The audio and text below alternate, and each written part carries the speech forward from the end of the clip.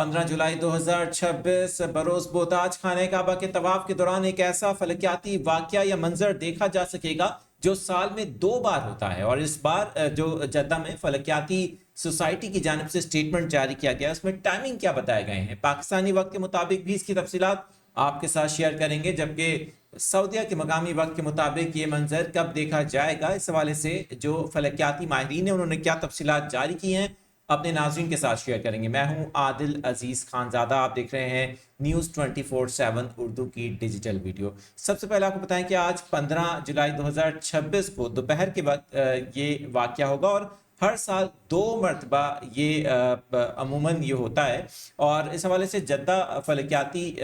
जो सोसाइटी है उसकी जानिब से एक स्टेटमेंट जारी किया गया है। बताया गया है कि बुध के रोज़ मक्का मुकरमा में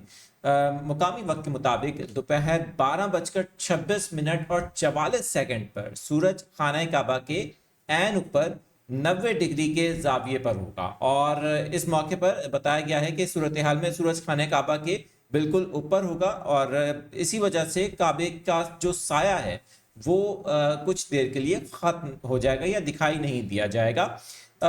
माहिरीन के मुताबिक सूरज के खाना काबा के ऐन ऊपर आने से पूरी दुनिया में जो मुसलमान हैं वो किबले की समत का दुरुस्त तयन कुतुब नुमा के बगैर भी बासानी कर सकेंगे।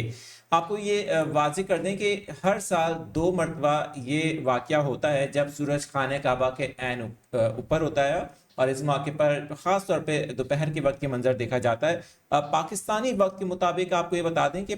सऊदी फलकियाती माहिरीन की जानिब से जो तफसीलात जारी की गई हैं, अगर इन तफसीलात को देखा जाए और पाकिस्तानी वक्त के मुताबिक ये वाक़या कब होगा, दोपहर 2:26 और 44